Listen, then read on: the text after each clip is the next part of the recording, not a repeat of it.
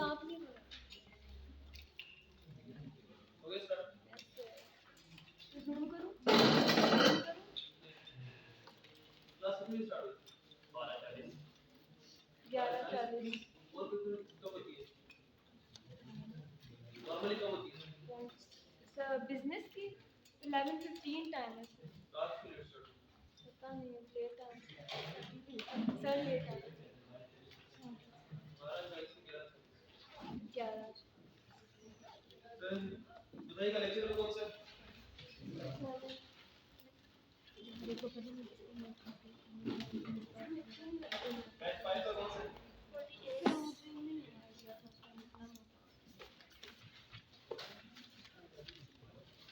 Please खामोश।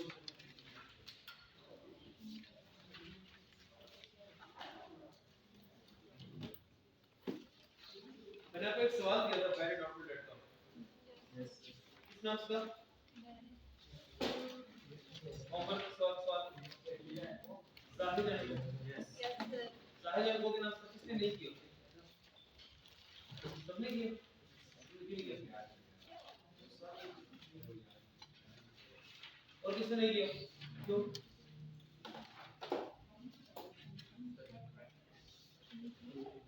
और तुमने किया ग्रोवर? मैंने किया कि नहीं किया? बाकी सबने किया होगा? क्यों नहीं किया? मुझे समझ में नहीं आता, एक ही सवाल होमवर्क में दिया कैसे पूछ सकते हो? इसका मतलब है कि घर जाके अकाउंटिंग पढ़ी। अगर घर जाके अकाउंटिंग रिवाइज की होती तो रिवाइज करते वक्त याद भी आ जाता कि ऐसा ही एक सवाल सबने करने को भी दिया होगा। नहीं की रिवाइज जाके? कल नहीं की नहीं की। तुमने की रिवाइज की थी तो रिवाइज करते वक्त भी याद नहीं आया? तुमने ऐसा नहीं किया रिवाइज तो नजर का पेपर सर पे खड़ा है। कब से स्टार्ट होने एग्जाम जनवरी में? 20 से। कोशिश कीजिएगा कि अकाउंटिंग का पेपर एंड करें।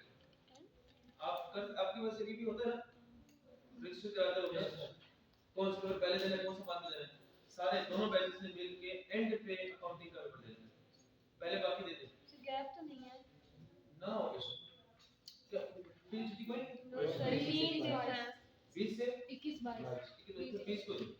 फिर पहला अकाउंटिंग करें, अगर गैप नहीं है तो पहला अकाउंटिंग 20। आप लोग के रिवीजन की जरूरत है? रिवीजन बैच अनाउंस करने की 2 दिन 3 दिन 4 दिन? Yes sir.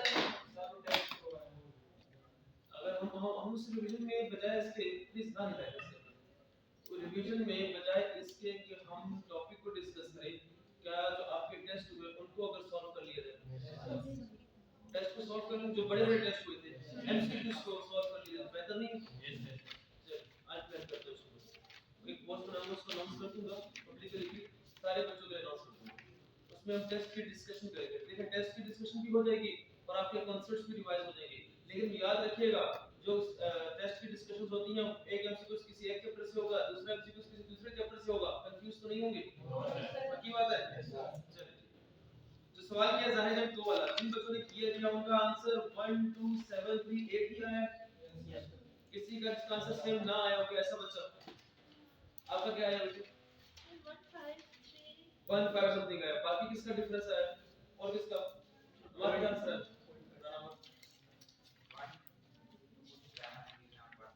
One 1 2 7 3 8 right answer सबका ही आया। अगर क्या क्या सॉल्व करा दो, करवा दो सॉल्व, कर लिया? अगर नहीं किया वो कर लेंगे ना? यस सर कर लेंगे। मुझे कोई मसला नहीं है, मेरी बात मैं करवा दूंगा सॉल्व, आपको बताए करवाने की जरूरत है या हो गया था सवाल? तो कर लेंगे। हो गया था तो मुश्किल है नहीं फिर।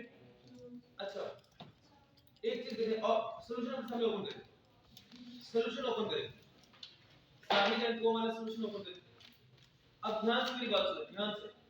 स्टेप 1 में आपने बनाया होगा डेटर का अकाउंट, आप शेयर करें सॉल्यूशन। स्टेप 2 में आपने बनाया होगा बैड डेट एक्सपेंस का अकाउंट, और स्टेप 3 में आपने वर्किंग की होगी, ऐसा ही है? अब ध्यान से मेरी बात सुनिएगा, जो आपने स्टेप 1 में डेटर का अकाउंट बनाया है उसका बैलेंस सीडी भी निकला होगा, उस बैलेंस सीडी की अमाउंट 54000 आ रही होगी। कह सकता हूं कि जाहिद का ये रिसीवेबल है, उसने कितने पैसे रिसीव करने? 54000। क्या है या एक्सक्लूड है? एक्सक्लूड है। इसमें बैड डेट, इसमें क्या क्या है? गुड डेट है, स्पेसिफिक डाउटफुल है, जनरल डाउटफुल है, लेकिन बैड डेट इसमें तो यानी कि रिसीवेबल कितना उसका 54। एक बात ध्यान से सुनिएगा भाई, क्या मैं इस 54,000 को नेट डेटर्स कह सकता हूं? नहीं कह सकता, नहीं कह सकता, क्योंकि अभी तक इस 54,000 से कौन सा गम माइनस हो चुका है? माजी का। क्या फ्यूचर का गम इसमें से माइनस हुआ? नहीं। क्या होना चाहिए कि नहीं होना चाहिए? समझाना ये चाह रहा हूं कि जो आपने स्टेप 3 में वर्किंग करके आपके पास अलाउंस फॉर डाउटफुल डेट का आंसर आ रहा होगा 1338। आ रहा है 1338, 1338 कह सकता हूं फ्यूचर का गम है। क्या 54,000 में से 1338 माइनस हुआ या नहीं हुआ? नहीं हुआ होगा। माइनस हुआ कि नहीं हुआ? नहीं हुआ होगा। आप बैलेंस शीट जब बनाएंगे उसमें जब करंट एसेट्स लिखेंगे, करंट एसेट्स में जब आप डेटर्स लिखेंगे तो वैसे तो डेटर्स थे 54,000 के, लेकिन क्या आपको नहीं लगता कि बैलेंस शीट बनाते वक्त भी प्रूडेंस कांसेप्ट अप्लाई होना चाहिए? और प्रूडेंस कहता है एसेट्स को बढ़ाना नहीं है, गिरा के लिखना है। तो 54,000 में अगर मैंने एसेट को रिकॉर्ड किया है, डेटर्स को करंट एसेट में 54,000 अगर मैंने लिखा हुआ है, तो क्या इसमें खर्चा नहीं है? ये कम हो सकता है। कितने का खर्चा है फ्यूचर में? 1338। तो क्या 1338 माइनस हुआ या होना चाहिए? तो बात ये समझना चाह रहा हूं कि जो भी अलाउंस फॉर डाउटफुल डेट का बैलेंस होगा, जो भी अलाउंस फॉर डाउटफुल डेट का बैलेंस होगा, वो बैलेंस शीट में करंट एसेट्स में जब हम डेटर्स रिकॉर्ड करते हैं, डेटर्स के बैलेंस में से माइनस होगा। डेटर्स है 54,000, तो बैलेंस शीट में याद रखिए, हम जब बना रहे होंगे बैलेंस शीट, हमने एक हेडिंग दी होगी करंट एसेट्स, उसमें हमने लिखा होगा डेटर्स, ऐसे ही है। अब डेटर्स मेरे पास कितने आ रहे थे? 54,000, लेकिन क्या 54,000 में फ्यूचर का गम है कि नहीं? कितना गम है जो फ्यूचर में हो सकता है? 1338। इसको माइनस करके कितना आंसर आ रहा है? 52,666 इसको कहते हैं net debtors. Balance sheet date पे डेटर्स रिकॉर्ड नहीं करना, बल्कि क्या रिकॉर्ड करना है? नेट डेटर्स रिकॉर्ड करना है। मेरी तरफ देखिए, ये 54,000 कहां से आया? डेटर का जो अकाउंट था उसका बैलेंस सीडी। ये 1338 कहां से आया है? ये किसका बैलेंस है? अलाउंस फॉर डाउटफुल डेट का सीडी।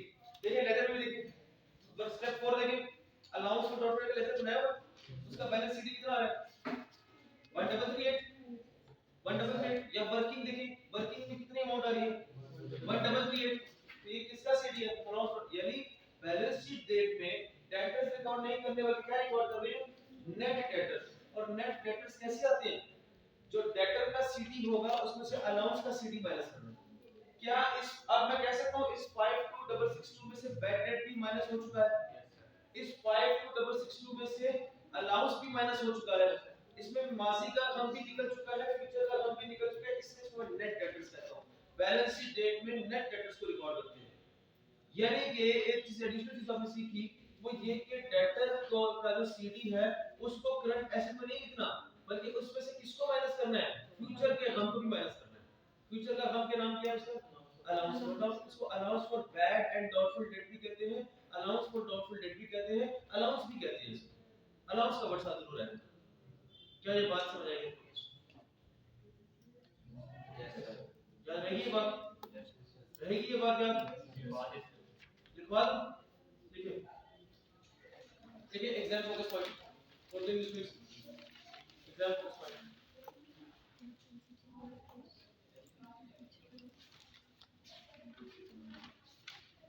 बैलेंस शीट डेट पर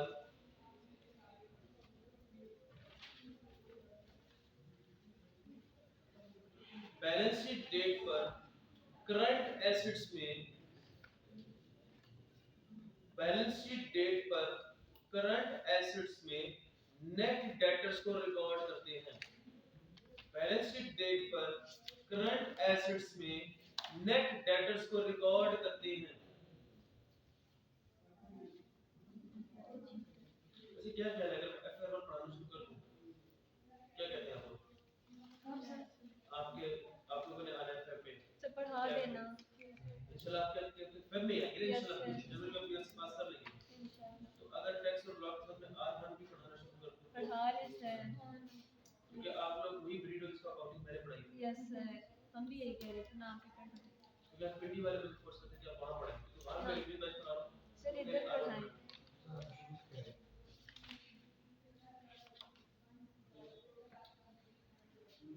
देखो मेरी आज मीटिंग है इस बारे में, मैं इसलिए पूछ रहा हूं। सर इधर पढ़ाएं थोड़े से लेके। हाँ मैंने तो अगर पढ़ाऊंगा तो सहमत नहीं पढ़ाऊंगा, ये बात खुश हो गई। लेकिन आपको नहीं लगता फिर एक ही टीचर 3 सब्जेक्ट पढ़ा रहा है, आर1 टैक्स और लॉ? तो सर तीनों ग्रुप ए में है? तीनों को कोई नहीं है दो तो मेरे मेन है ऑलरेडी, टैक्स और लॉ तो मैं कभी छोड़ दूंगा। तो गैप दे के हो जाएंगी ना 10 मिनट के गैप से। आप भी चेंज करें तो अलग हो जाएगा। एक तरह से फायदा भी है कि अगर एक ही टीचर है तीनों सब्जेक्ट का तो टाइम की फ्लेक्सिबिलिटी निकल आती है।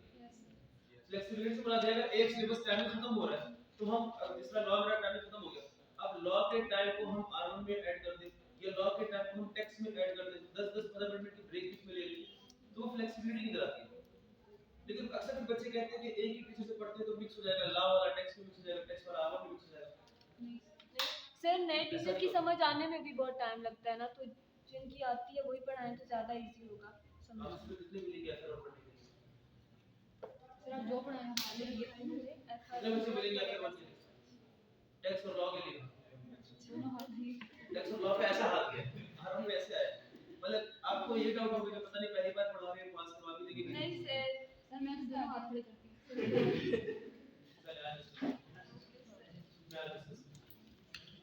मैं कभी भी एक सब्जेक्ट तब तक नहीं पढ़ाता था जब तक मैंने इसको 100% कमांड नहीं होती।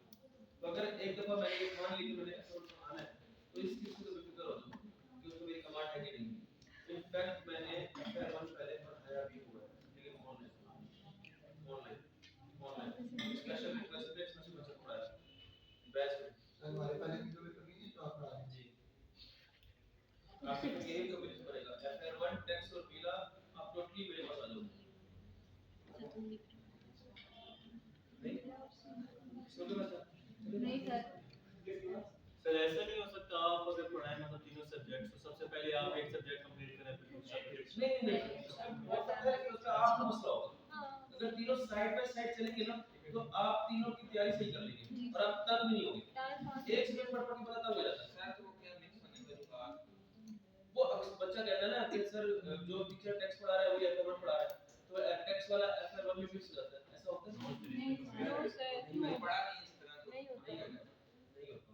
अगर आज मैं आपको इकोनॉमिक्स पढ़ाना शुरू कर दूं तो क्या आप ये कहोगे कि अकाउंटिंग में इकोनॉमिक्स मिक्स होगी? नहीं पॉसिबल है? नो सर ये अकाउंटिंग अपनी डोमेन है, इकोनॉमिक्स अपनी डोमेन है, मिक्स हो सकता है? वो बच्चे होते हैं जो हर चीज में नुक्ताचीनी करते हैं, ये वो बच्चे होते हैं, हमें तो पता है।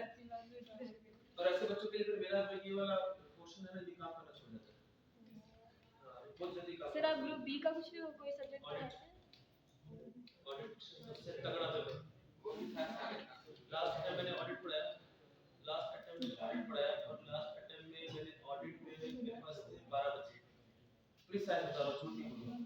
12 बच्चे थे, 12 में से 2 बच्चे पास हुए और वो 3 की फेल, एक फेल हुई है 45 भी, इसका मुझे दुख हुआ। एक 3 में से एक फेल हुई 45 भी, उसका मुझे दुख हुआ कि इसका बनता नहीं। बाकी 2 वो बच्चे थे जिन्होंने आधी से ज्यादा क्लासेस ही नहीं की। टेस्टिंग तो छोड़ो, आधी से ज्यादा क्लासेस में थे ही नहीं। और ये जो 9 पास हुए थे वो बच्चे थे जिन्होंने क्लासेस दी, कभी टेस्ट दिया कभी नहीं दिया, क्लासेस सारी दी, पास हो।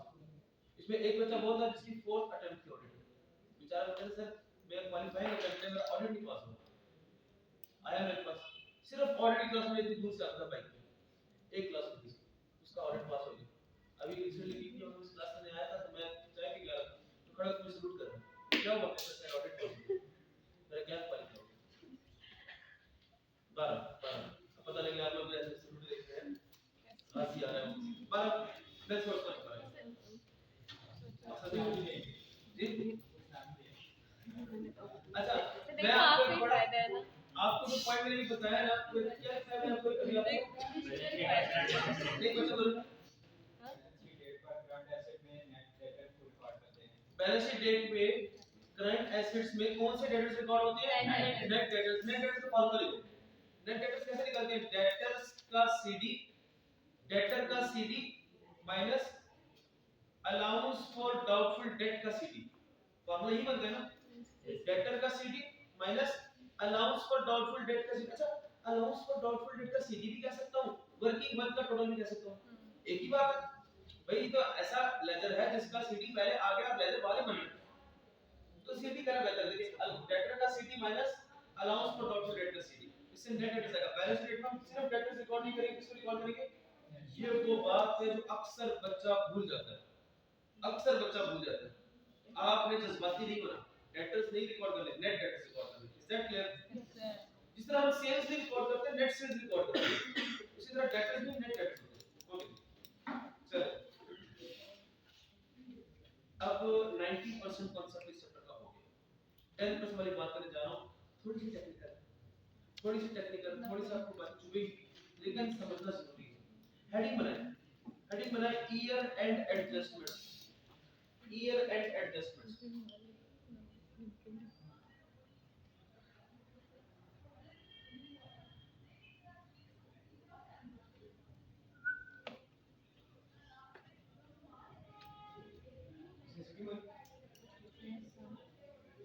क्लास में से कौन थे?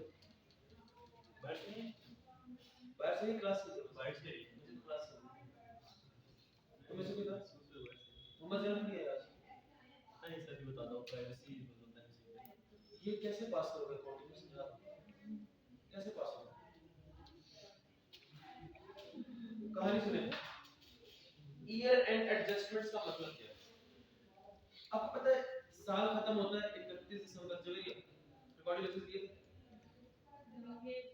सारे ये कल वाला थोड़ा आता है। अब ये नया डॉक्टर से कुछ करो। ईयर एंड एडजस्टमेंट का मतलब सुनिए, आपको पता है 31 दिसंबर की शाम 5 बजे लेजर्स क्लोज होते हैं, शाम 5 बजे लेजर्स क्लोज होते हैं और सीरीज कैलकुलेट किए जाते हैं और क्लोजिंग बैलेंसेस को कहां जाकर पोस्ट करते हैं? ट्रायल बैलेंस में। तो रात 7-8 बजे तक क्या बन जाता है? 8 बजे तक ट्रायल बैलेंस बन गया, 9 बजे तक क्या बन जाता होगा? स्टेट इनकम स्टेटमेंट और बैलेंस शीट। 5 बजे लेजर्स क्लोज, 8 बजे ट्रायल बैलेंस और 9 बजे फाइनल क्या बन गए? अकाउंट्स बन गए, यानी कि इनकम स्टेटमेंट और बैलेंस शीट बन गए। बाज़ औक़ात बिजनेसेस में क्या होता है कि लेजर्स क्लोज करने के बाद, ट्रायल बैलेंस बनने के बाद और फाइनेंशियल स्टेटमेंट्स बनने से पहले, 8 बजे के बाद 9 बजे से पहले, ये 9 से पहले इनकम स्टेटमेंट और बैलेंस शीट बनने से पहले वहां से शाम 5 बज के सीरीज बन गई, लेजर्स क्लोज हो गए, यहां ट्रायल बैलेंस भी बन रहा है साथ साथ, और यहां क्या बनने लगा है? इनकम स्टेटमेंट और बैलेंस शीट। इनकम स्टेटमेंट और बैलेंस शीट बनने से पहले की बात है, लेजर्स क्लोज होने के बाद, इनकम स्टेटमेंट बैलेंस शीट बनने से पहले, इस दौरान ये 5 से 9 के दरमियान जो 4 घंटे का टाइम है, बाज़ औक़ात इन 4 घंटों में मैनेजमेंट को ये पता चलता है कि जनाब हमने तो एक ट्रांजैक्शन रिकॉर्ड ही नहीं की। मैनेजमेंट को कहीं से पता चलता है कि हमने अपने जो डेटर्स रिकॉर्ड किए थे 18, जबकि टोटल डेटर्स थे 19, एक डेटर को रिकॉर्ड ही नहीं किया हमने। इसे कहते हैं ओमिशन। क्या कहते हैं? ओमिशन। ओमिशन क्या होता है? किसी चीज को रिकॉर्ड करना, ओमिट कर देना, भूल जाना। अब पेपर में इस तरह का कुछ अक्सर आता है, बच्चा ऐसे चीज को अक्कर पकड़ बंबू कर देता है, लेकिन आपको समझना है मसला क्या आ रहा है। मसला ये आ रहा है जनाब कि ये सारे डेटर्स रिकॉर्ड किए, लेकिन एक को रिकॉर्ड करना भूल गए। कब याद आया? जब लेजर्स बन चुके थे, ट्रायल बैलेंस बन रहा था, अभी क्या नहीं बने? बैलेंस शीट अभी नहीं बनी, इनकम स्टेटमेंट अभी नहीं बनी। इससे पहले ऐसे मसले को रेक्टिफाई किया जा सकता है, लेकिन वंस बैलेंस शीट या इनकम स्टेटमेंट बन जाए, फिर कोई भी मसला हो उसको रिकॉर्ड नहीं कर सकते। ठीक है? तो अब देखिए, समटाइम्स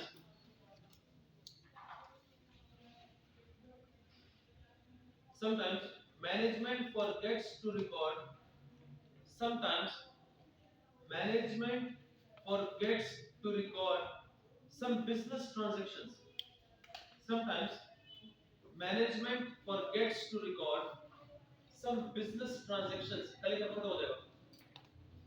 क्या पता हो जाएगा? Sometimes management forgets to record some business transactions and ledgers are closed, trial balance is prepared, and ledgers are closed, trial balance is prepared, but ledgers are closed, trial balance is prepared, but income statement and balance sheet, but income statement and balance sheet has not yet prepared. Has not, have not, has not होगा, have not होगा, whatever. Income statement and balance sheet has not yet prepared. क्या मतलब हुआ? Ledgers बन गए, trial balance बन गया, और मैनेजमेंट को याद आ गया कि एक ट्रांजैक्शन का रिकॉर्ड ही नहीं की, अभी क्या बनना रहता था? Income statement. इसका लिखिए, ये तो था मसला, इसका लिखिए सॉल्यूशन, इसका लिखिए सॉल्यूशन, हेडिंग में सॉल्यूशन, ऊपर था प्रॉब्लम, नीचे है सॉल्यूशन। सॉल्यूशन लिखिए, पहले लिखते हैं फिर समझाता हूं सवाल के साथ। Pass double entries for omitted transactions, pass double entries, pass double entries for omitted transactions, जो चीज भूल गए उसकी डबल एंट्री पास कर दीजिए। Pass double entry for omitted transactions and prepare, pass double entries for omitted transactions and prepare relevant adjusted ledgers, and prepare relevant adjusted ledgers, and prepare relevant adjusted ledgers। कहता है अगर आप debtor को record करना भूल गए हो तो डेटर की पहले डबल एंट्री पास करना। अब डेटर की डबल एंट्री का इफेक्ट डेटर्स के अकाउंट पे होगा, तो कहता है अब जिस अकाउंट पर इफेक्ट है, जिस लेजर पर इफेक्ट है, उन लेजर्स का एडजस्टेड लेजर बनाना। पूरे लेजर का क्या बनाना, उनको पूरे लेजर क्लोज हो गई, अब उनका क्या बनाना पड़ेगा? Adjusted ledger. ये इस मसले का हल। सवाल opening balance of debtors 80,000 on, लिखिए पूरा, on 1/1/2019 opening balance of debtor 80,000, on 1/1/2019 opening balance of debtor 80,000, on 1/1/2019 opening balance of debtor 80,000। आगे लिखिए credit sales during the year 2 lakh, credit sales during the year 2 lakh.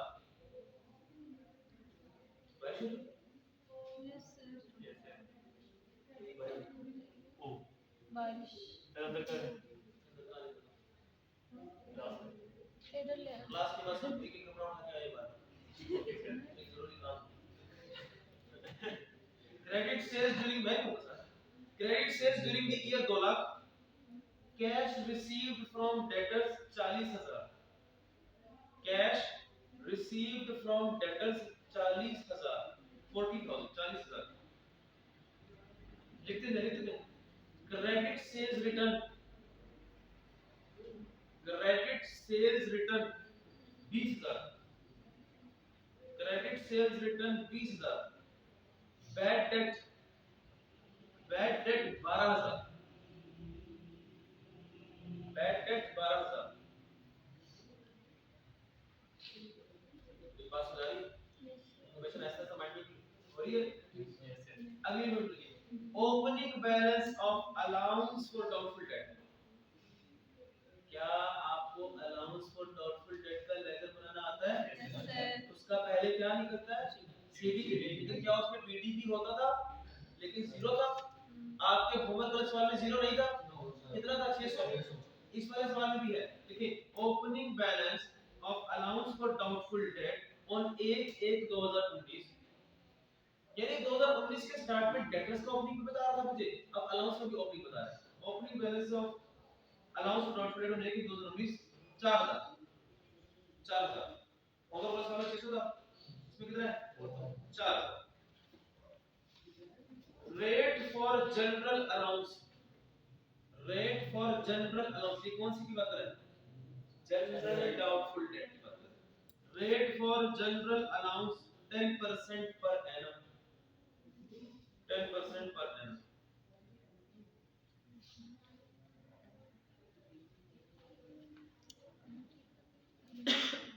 Requirement debtor account, bad debt expense account. Account, bad debt expense account. Heading बनाए exam focus point. Requirement लिखने के बाद कहीं पे भी heading बना दे exam focus point. Debtor account और बैड डेट एक्सपेंस अकाउंट बनाना आता है ना? आप सीख लो, टेंशन मत। पहले लिखिए exam focus point. If specific doubtful debt, इसको बहुत हाईलाइट करके लिखना है इस बात को, एग्जाम फोकस पॉइंट को। मैं इंग्लिश लिख रहा हूं, आप मुझे इसका मतलब बताइए। If specific doubtful debt allowance rate is not given, if specific doubtful debt allowance rate is not given in question, specific doubtful debt allowance rate is not given in question, then we will assume a rate of 100%. Then we will assume a rate of 100%. पता है इसका मतलब? Sir अगर हमें doubtful debt dot में दो होते हैं, स्पेसिफिक और जनरल। Specific अगर अगर specific नहीं बताया तो क्या होगा, समझेंगे? 100%। यानी कि अगर वो कहता है कि पठान ए ने 7,000 रुपए देने थे और ये स्पेसिफिक डाउटफुल डेट है, तो उसमें परसेंटेज पहले तो मुझे बताएंगे कि अब नहीं बताई, तो मैं क्या समझूं कि पठान 1 ने 7,000 में से कितने पैसे लेके भाग रहे हैं? सारे लेके भाग रहे हैं। समझ गए क्या हुआ? हमने जो सवाल किया था उसमें था 10%, ये 20% था। उसने ये नहीं बताया हुआ, उसने कहा 7,000 लेके 7,000 जिसने पैसे देने थे वो बंदा पैसे लेके भाग जाएगा। अब मैं क्या कहूं, कितने लेके भाग जाएगा? सारे। इसका मतलब ये। ओके जी, सवाल की बार आ जाओ। सवाल की नौयत को देखिए, इसमें कोई मसला है? कोई ओमिशन, कोई मसला कुछ लिखाया मैंने? नहीं, लिखवाऊंगा। अभी सिंपल था। तो सबसे पहले रिक्वायरमेंट में उसने